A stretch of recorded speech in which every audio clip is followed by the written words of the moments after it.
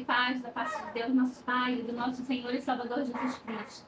Nós estamos aqui para mais uma live da carta de Paulo, da segunda carta de Paulo à igreja em Corinto. E nós estaremos hoje iniciando o capítulo 11, iremos até a metade do capítulo 11 e na próxima semana nós estaremos fazendo o final do capítulo 11 e o capítulo 12 e mais uma live do capítulo 13. E assim estaremos encerrando os estudos da carta de Paulo aos Coríntios e passaremos então,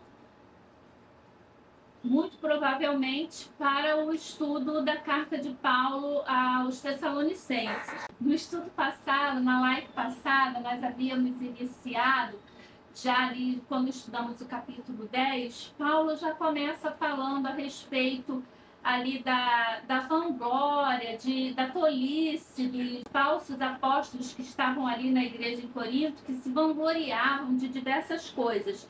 E no estudo de hoje, desses versículos que estaremos estudando, nós veremos que Paulo, ele dá continuidade a esse ponto, dessa questão aí, dessa tolice, né, deles ficarem se vangloriando, mas Paulo vai falar também a respeito de um problema, de uma questão que a igreja de Corinto encara como sendo um problema, que foi o fato de Paulo não aceitar receber o sustento ministerial no período em que ele esteve em Corinto dos coríntios. Paulo não aceita receber, ele se autossustenta ali, ele vai trabalhar com Priscila e Áquila fazendo tenda e depois ele recebe uma verba, uma ajuda que vem lá da igreja, das igrejas da Macedônia, e dessa forma Paulo não aceita receber nada dos coríntios. Isso gera um grande mal-estar que agora também está sendo utilizado como uma forma de argumentação por parte dos falsos apóstolos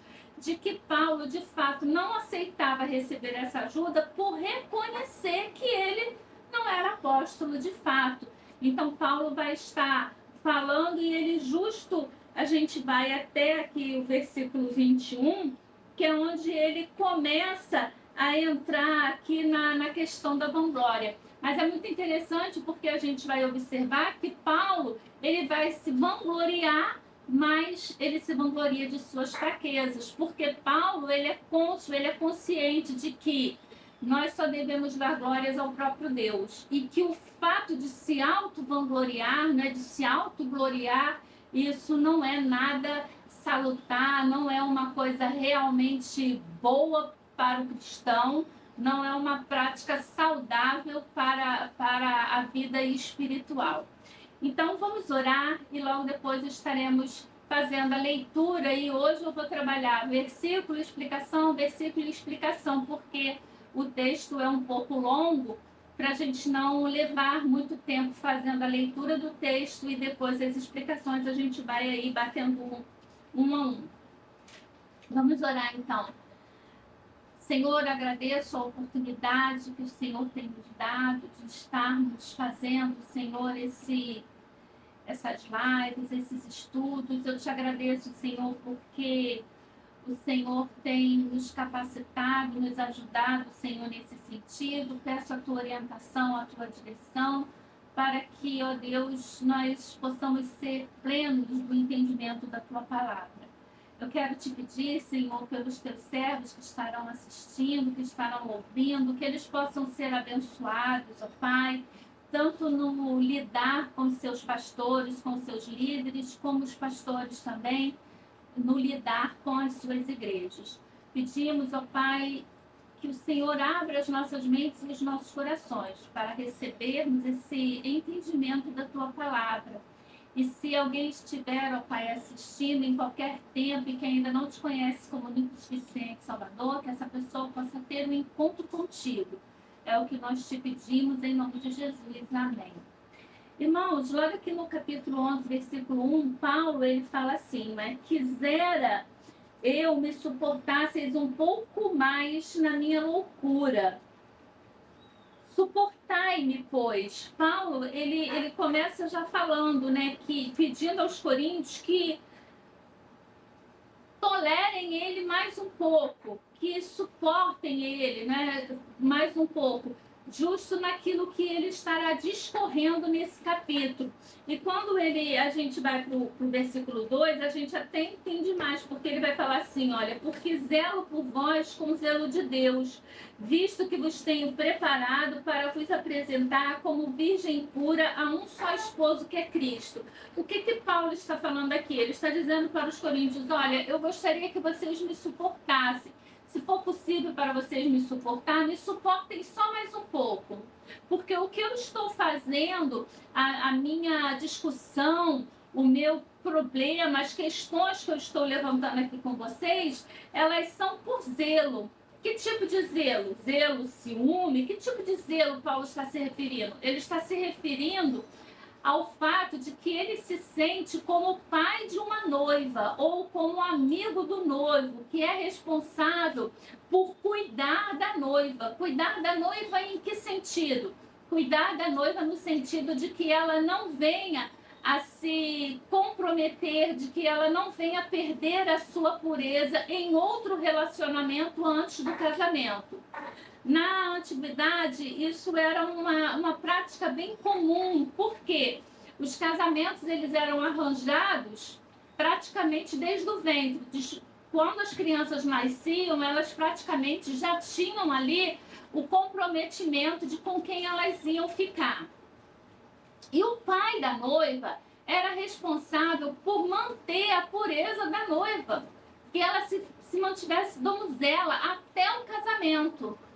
Isso implicava em que sentido? Se ele não conseguisse manter isso, o que poderia acarretar? Um grande problema moral, não só para a moça, mas para a família de um modo geral, porque quando a moça tinha a sua moralidade colocada em xeque, à prova, ou ela rompia esse acerto moral, a família toda era escarnecida, a família toda entrava ali como que em desgraça, socialmente falando, mas também havia toda uma questão financeira, porque a noiva, os parentes da noiva recebiam o dote da família do noivo. Então havia todo um compromisso moral, financeiro, para que o pai cumprisse aquela obrigação de manter a moça pura até o casamento. E o que Paulo está falando aqui? Ele diz que o cuidado dele para com a igreja em Corinto, para com os membros da igreja em Corinto, é como o cuidado de um pai, do pai de uma noiva, não é? Ele está dizendo aqui, como uma virgem pura a um só esposo, e no caso o esposo da igreja é quem? Cristo, não é? O noivo da igreja é Cristo. Então Paulo está dizendo para aqueles irmãos, olha, me suportem um pouco mais. Ele está rogando, pedindo àqueles irmãos que suportem a loucura dele. Por que loucura? Justo porque é o discurso do insensato, até que é muito conhecido esse texto, porque Paulo ele vai começar a se vangloriar também de algumas coisas para poder responder aquilo que os falsos apóstolos estão pregando, estão falando ali. Então Paulo, ele diz, olha, me suportem na minha loucura um pouco mais, porque eu de fato, eu vou entrar nessa, eu vou também responder no mesmo nível que eles, ou seja, eu também vou me vangloriar de alguns assuntos, mas eu quero que vocês entendam que eu estou fazendo isso por quê? Porque eu tenho cuidado para com vocês, eu zelo por vocês. Zelo por vocês em que sentido? Como um pai que guarda a sua filha virgem para dá-la ao noivo no dia do casamento. Então é dessa forma. Paulo queria que a igreja de Corinto não fosse contaminada, não fosse prostituída, porque esse é o termo que Deus usa para idolatria, que ele considera como sendo uma prostituição. Lembra? Adorar outros deuses diante de outro Deus, diante de Deus, era como uma prostituição. Quando a gente lê lá Oséias, Ezequiel, a gente vê muito essa expressão. E é exatamente esse é o mesmo conceito, porque quando a gente chega no Novo Testamento, a igreja ela é comparada como a noiva e Cristo é o noivo. E Paulo está dizendo, eu quero que vocês sejam entregues ao noivo sem nenhuma mácula, sem nenhuma prostituição, ou seja, sem nenhuma idolatria, sem nenhuma mensagem errada, sem nenhum contexto ou entendimento errado da parte de vocês. Ele continua no versículo 3. Mas receio que assim como a serpente enganou a Eva com a sua astúcia, assim também seja corrompida a vossa mente e se aparte da simplicidade e purezas devidas a Cristo.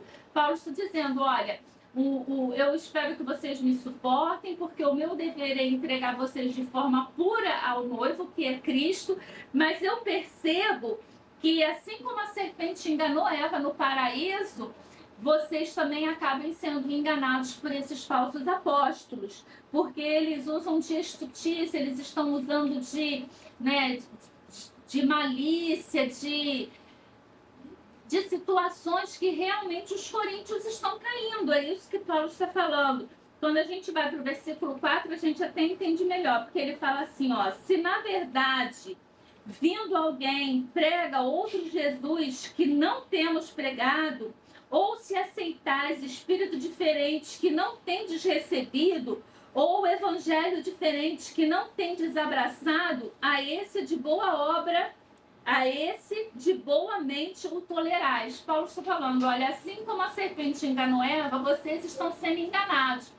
Eu considero que vocês estão sendo enganados, por quê? Porque estão vindo pessoas aqui para a igreja de Corinto que pregam Jesus diferente do que eu preguei, que vocês estão aceitando um espírito diferente do que tendes recebido, o Espírito Santo. Vocês estão recebendo um evangelho diferente, vocês estão abraçando esse evangelho, né, de boa mente, vocês estão tolerando tudo isso. E ele fala até no versículo 5, porque suponho em nada ter sido inferior a estes tais apóstolos. É muito interessante, irmãos, porque no estudo passado, na live passada, a gente viu Paulo falando ali com os irmãos da igreja de Corinto, a respeito do fato de que esses falsos apóstolos diziam que Paulo ele tinha ido pregar numa região que não era devida, que Paulo estava invadindo espaços indevidos, que eles estavam ali amando dos de Jerusalém, que eles tinham cartas, que eles tinham formas de apresentação. E aí a gente viu Paulo falando que não, que se ele estava ali é porque lá no concílio de Jerusalém, que Paulo cita na carta aos Gálatas, havia ocorrido o quê? Um consenso por parte de Pedro, João, Tiago, o irmão de Jesus. Eles haviam falado o quê para Pedro? Olha, para Paulo, você fica lá com a pregação para os gentios e nós vamos ficar aqui com os judeus. Então havia sido demarcado o território de pregação de cada um. E a gente vê que quando lá na primeira carta aos Coríntios, Paulo vai abordar a questão da divisão que está acontecendo na igreja, a gente vai ver que Paulo vai dizer assim, olha, não importa quem prega, se é Paulo, se é Pedro. Lá no capítulo 3 ele vai falar se é Apolo, se é Paulo, quem é que prega, não importa. O que importa é o quê? O que está sendo pregado. Vale o que está sendo pregado e não quem está pregando. Então, Paulo demonstra ali o quê? Que ele não tem ciúme, que ele não tem essa questão, esse território aqui é meu, então ninguém pode entrar, aqui foi demarcado, vocês estão invadindo, não. Paulo, ele está de fato combatendo o quê aqui nesse 2 Coríntios 11? O falso evangelho. É isso que ele está combatendo. Ele não está combatendo a questão de Paulo aqui, não é inveja porque vieram outras pessoas de Jerusalém e estão ali. O que está acontecendo é o seguinte, chegaram pessoas numa igreja plantada, numa igreja que já estava em desenvolvimento, que tinha acompanhamento, ou seja, com todo mundo de então para ser evangelizado, todos os gentios ali para serem evangelizados, eles resolvem ir para que território? Para um território que já tinha sido evangelizado, para um território que já tinha uma igreja constituída. Para quê? Para denegrir a imagem de quem havia constituído aquela igreja, de quem havia plantado aquela igreja. Quer dizer, ao invés, se fosse um evangelho verdadeiro, por que eles não estão pregando esse evangelho verdadeiro para pessoas que realmente necessitam de receber o evangelho? Por que perder tempo pregando onde já havia sido recebida a mensagem? A mensagem que eles pregavam era uma mensagem falsa. Paulo não tinha problema com outras pessoas, tanto que nesse texto lá da primeira carta aos Coríntios também, Paulo vai dizer, um prega, um planta, mas é Deus quem dá o crescimento. Ele não vê problema, né? Ele vai dizer, eu plantei, Apolo regou, mas é Deus quem dá o crescimento. Então, Paulo ele enfatiza bem que ele sabe que a obra precisa continuar, que muito provavelmente outras pessoas estarão pastoreando a igreja, mas ele tem o zelo de cuidar daqueles irmãos para que eles não sejam entregues de forma corrompidas ao noivo, eles não se corrompam antes de serem entregues ao noivo. E aí Paulo continua dizendo aqui, versículo 6, embora seja falto no falar, não o sou no conhecimento, mas em tudo e por todos os modos vos temos feito conhecer isto. Né? No versículo 5 ele já disse que ele não é inferior a tais apóstolos em nada, e aí ele vai começar a discorrer os seus conhecimentos e ele vai dizer aqui, olha, se eu não tenho a mesma aptidão deles para falar em público, se eu não uso da retórica, dos grandes discursos para falar com vocês podem até me criticar nesse sentido, mas eu tenho pleno conhecimento daquilo que falo. E isso Paulo também havia abordado lá na primeira carta aos Coríntios, porque ele vai dizer que quando ele chega lá em Corinto, ele não quer pregar outra coisa a não ser o quê? Cristo e Cristo crucificado. Ele não quer ser elogiado, ele não quer ser lembrado pelos membros da igreja de Corinto por ser um eloquente, uma pessoa que tem um discurso eloquente. Ele não quer ser lembrado lá pela sua beleza, pela sua retórica. Ele quer ser lembrado pelo evangelho que ele pregou. Ele quer que Cristo seja lembrado e não que a figura dele seja lembrada. Aí ele começa aqui no versículo 7, ele já entra num outro ponto e que ele está se defendendo dos coríntios. Agora ele entra aqui na questão financeira e ele vai falar, olha, cometi eu porventura algum pecado pelo fato de viver humildemente para que fosseis vós exaltados, visto que gratuitamente vos anunciei o evangelho de Deus? Então aqui Paulo ele já está entrando num outro assunto, ele está perguntando qual é o demérito, qual é o problema dele ter anunciado o evangelho sem ter sido custeado pelos próprios coríntios. Não é? Ele está falando, é algum pecado, eu cometi algum pecado com isso? Despojei outras igrejas recebendo salário para vos servir. Paulo usa até uma expressão bem, né, exagerada, eu despojei, né, eu retirei, eu recebi de outros para vos anunciar. O dinheiro que deveria ser gasto em outras coisas, com outros, eu usei para estar aqui, para pregar o evangelho para vocês. E estando entre vós, ao passar privações, não me fiz pesado a ninguém, pois os irmãos, quando vieram da Macedônia, supriram o que me faltavam e em tudo me guardei e me guardarei de vos ser pesado. Paulo está falando, olha, eu me sustentei quando eu estive aí por vocês. Isso é algum pecado, o fato de eu ter me sustentado, de eu ter vivido humildemente, de eu ter passado por algumas privações até. Quando eu passei por privação, eu não recorri a vocês, eu não pedi socorro a vocês. Eu recorri aos da Macedônia, porque o meu objetivo era não ser pesado a vocês. E isso eu realmente não quero ser pesado a vocês. Paulo queria se diferenciar dos outros apóstolos. Quando a gente lê lá a primeira carta de Paulo aos Coríntios, Paulo vai até citar, ele vai falar, porque ele já Lá ele vai entrar nessa questão do recebimento e Paulo vai dizer que ele reconhece. Era comum que os evangelistas daquela época fossem sustentados. Isso vem, irmãos, a gente tem que entender que o cristianismo, ele não é uma continuidade do judaísmo, mas ele é uma religião, ele é uma situação que ele vem do judaísmo. Ele não é uma continuidade do judaísmo, mas ele vem do judaísmo. E lá no judaísmo a gente vê, desde o Êxodo, que Deus separa a tribo de Levi para ser a tribo dos sacerdotes, daqueles que cuidavam do templo. Essa tribo não recebe terra. Eles não na partilha, lá na divisão do território, eles não entram. Por quê? Porque cada tribo deveria destinar uma parte das terras que recebia para os levitas. E os levitas recebiam contribuição, eles recebiam ali pelo trabalho deles no templo. Então já era um costume dos judeus sustentarem os levitas. E eles trazem isso para os evangelistas. E Paulo, na sua primeira carta, ele vai dizer que Pedro, os irmãos de Jesus, todos eram casados e todos iam fazer esse ministério itinerante, levando suas esposas, e eram sustentados pelas igrejas. Então a questão de Paulo não é essa. Agora, quando a gente pega aqui no comentário expositivo, a gente vai ver uma situação que realmente nos faz entender por que Paulo prefere abdicar de receber algum valor ali da igreja de Corinto, né? Paulo, concessão de benefícios, e os coríntios.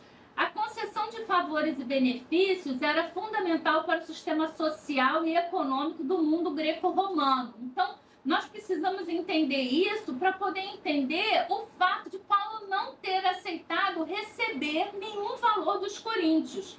Em uma sociedade em que quase todos os bens e riquezas se concentravam nas mãos de uma pequena maioria da população, e em que grande parte das pessoas vivia na linha da pobreza ou abaixo dela, a sobrevivência da maioria pobre dependia da generosidade da elite rica. O sistema de benfeitor-beneficiário implicava uma troca mutuamente benéfica de bens e serviços entre pessoas de classes sociais e condições econômicas distintas. E aqui, irmão, eu posso até depois colocar esse texto à disposição, mas o que Paulo realmente vai falar aqui é o seguinte: ele não aceita porque ele não quer favor, ele não quer dever favor.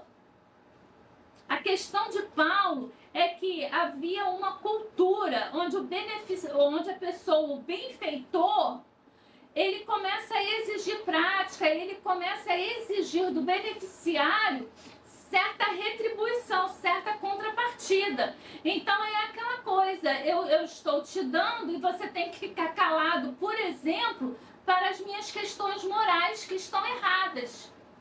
A gente viu lá na primeira carta aos Coríntios uma questão que estava ali dentro da igreja, que Paulo vai dizer que nem no mundo, nem entre os gentios, né, ali no mundo, as pessoas iníquas, ele havia visto tamanho problema, tamanha dificuldade, que era o fato de um rapaz estar tendo relação com a sua madrasta e a igreja estava de bico fechado, porque esse rapaz ele era abastado financeiramente. Então a gente pode supor, por exemplo, que um dos fatores que leva a igreja a ficar quieta naquele momento é que o rapaz, por ser rico, era um bom...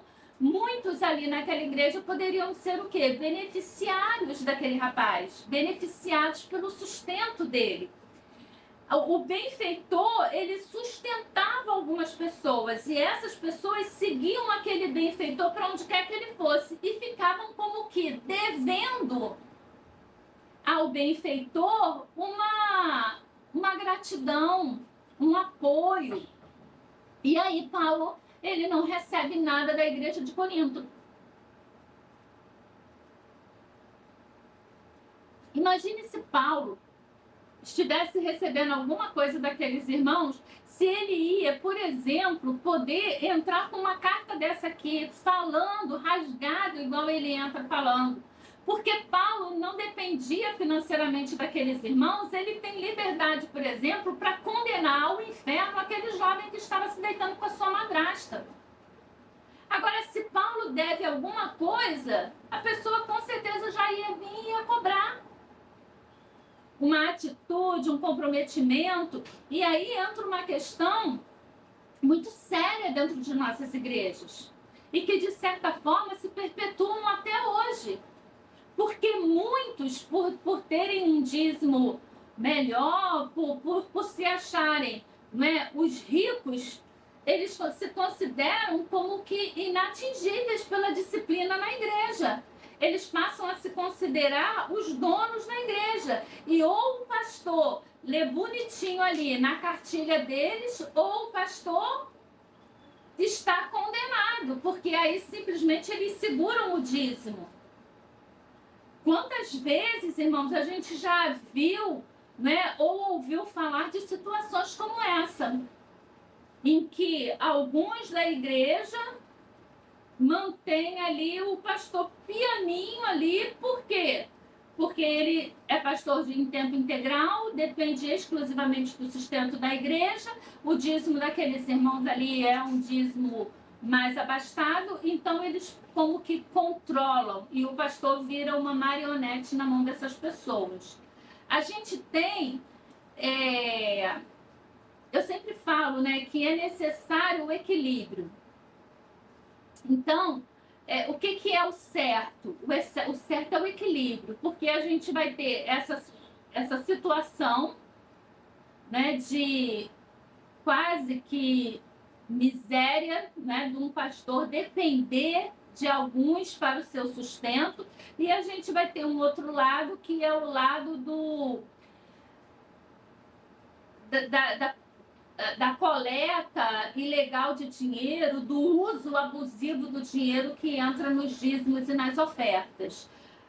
O meu único ponto a colocar aqui é que quem faz o inferno da vida do pastor, colocando ele aí no limbo, né, de ser manipulado porque se acha dono da igreja, porque é de uma família rica, porque tem um dos melhores dízimos da igreja, tem um grande problema, vai responder isso em juízo. E também os líderes espirituais, pastores e seja lá quem for que toma conta que é responsável pela administração financeira, se tiver metendo a mão na sacola, também vai responder a Deus em juízo a respeito disso. Então, ambas as situações são situações de pecado. Dinheiro é uma coisa que tem que ser tratado com muito cuidado dentro da igreja. E Paulo, ele vai continuar aqui, olha. Em tudo me guardei e me guardarei de vos ser pesado. A verdade de Cristo está em mim, por isso não me será tirada esta glória nas regiões da Acaia. Paulo está falando, olha, eu fiz isso, eu faço isso, eu vou continuar fazendo dessa forma, me sustentando, e não são vocês que vão me tirar esse prazer, que vão realmente fazer com que eu mude o meu comportamento. E aí Paulo vai perguntar aqui, por que razão? Ele vai dizer, é porque não vos amo? E aí Paulo vai chamar Deus por testemunha. Ele vai dizer, olha, Deus sabe o quanto eu amo vocês. Eu acho muito interessante, porque quando a gente lê lá na primeira carta aos Coríntios, Paulo falando que quando ele foi pregar lá em Corinto, ele chegou com temor e tremor, a gente vê que de fato Paulo chegou ali com temor e tremor, porque ele esquematizou, ele organizou o seu ministério de forma a não cair em nenhuma armadilha daquelas pessoas. Ele conhecia muito bem o público-alvo com o qual ele estava indo trabalhar. Ele estudou a cidade, ele estudou os moradores daquela cidade, ele sabia o tipo de pessoas que ele iria encontrar ali, e Paulo se preparou. Aí ele continua aqui no versículo 16. Outra vez digo, ninguém me considere insensato, todavia se o pensais, recebei-me como insensato, para que também me glorie um pouco. Agora Paulo realmente vai começar, e principalmente a partir da próxima live, a gente vai ver esse discurso do insensato. Ele volta a pedir desculpa para os crentes ali de Corinto, porque ele vai se vangloriar. E ele vai dizer, né, recebei-me como um insensato, para que eu também possa me gloriar um pouco, né? Mas olha o jogo de palavras de Paulo, né? Outra vez digo, ninguém me considere insensato, ou seja, ninguém me considere louco, ninguém me considere insensato, né? Se vocês estão pensando que eu estou insensato, que eu estou agindo como um louco, não pensem assim, mas me recebam como um insensato. Olha, eu não sou insensato, mas por favor me recebam como se eu fosse um insensato, como se eu estivesse agindo com loucura, para que eu também possa me gloriar um pouquinho, assim como os falsos apóstolos têm feito. O que falo, não falo segundo ao Senhor, e sim como por loucura, nesta confiança de gloriar-me. Agora eu não falo mais naquilo inspirado no Senhor, eu não falo no Senhor, mas eu falo realmente na confiança de poder me gloriar. E posto que muitos se gloriam segundo a carne, também eu me gloriarei. Se vocês estão recebendo aí os falsos apóstolos que se gloriam na carne, então eu também posso me gloriar. Porque, sendo vós sensatos, de boa mente, tolerais os insensatos. Aqui Paulo está dizendo, né, que aqueles irmãos, na verdade, o que ele está dizendo é que eles não estão sendo sensatos, eles não estão sendo nem um pouco inteligentes em tolerar os insensatos no meio deles, em ouvir as besteiras que estão sendo ditas por aqueles homens que são falsos apóstolos. Tolerais quem vos escraviza, e aí ele vai dizer o que aquelas pessoas estavam fazendo ali no meio deles. Tolerais quem vos escravize, quem vos devore, quem vos detenha, quem se exalte, quem vos esbofeteie no rosto. E isso, irmãos, é uma coisa muito interessante, porque a gente observa até mesmo dentro dos segmentos de religiões que se dizem cristãs, a gente pode observar tantas dessas coisas aqui contidas no versículo 20, e eu até gostaria que, se você já frequentou alguma dessas igrejas, ou se você conhece algum exemplo, que você coloque aí nos comentários, porque é muito comum. Eu lembro que a minha mãe, ela sempre falava que muitas pessoas, elas saem do jugo do mundo e entram no jugo da igreja, porque é uma necessidade de autossantificação. Por incrível que pareça, irmãos, o receber de graça a salvação, receber, saber que eu não preciso fazer nada, porque Cristo morreu na cruz do Calvário para que eu pudesse ser salva, isso incomoda muitas pessoas. E elas acham que elas precisam se auto-sacrificar, que elas precisam fazer determinadas coisas para que elas possam obter a salvação. E aí tem uma frase de um autor evangélico que eu gosto muito, que ele fala que não há nada que eu possa fazer para Deus me amar mais, e nada do que eu venha fazer vai fazer com que Deus me ame menos, porque o amor de Deus é incondicional. Ele não me ama pelos meus méritos. Ele não me ama pelos meus méritos. Ele me ama porque Ele escolheu me amar. Isso é muito importante para a gente entender, porque a gente vê muitos segmentos religiosos em que há toda uma imposição. Segmento em que o pastor define quem vai casar com quem vai namorar quem, quando que pode ser dado o primeiro beijo, quantos minutos deve levar esse primeiro beijo.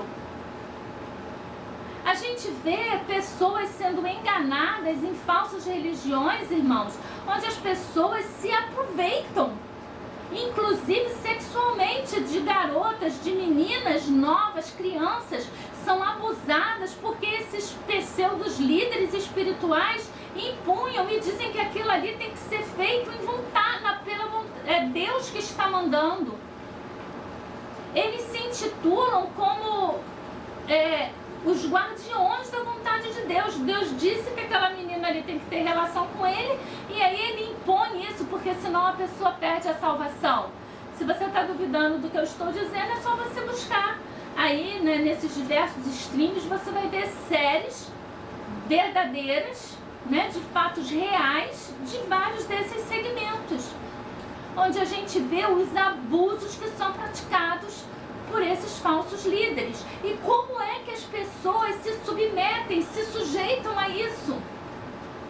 Como, irmãos? Igreja que determina o que você tem que vestir. Só pode vestir determinada cor de roupa, e a roupa tem que ser aqui, umas coisas que...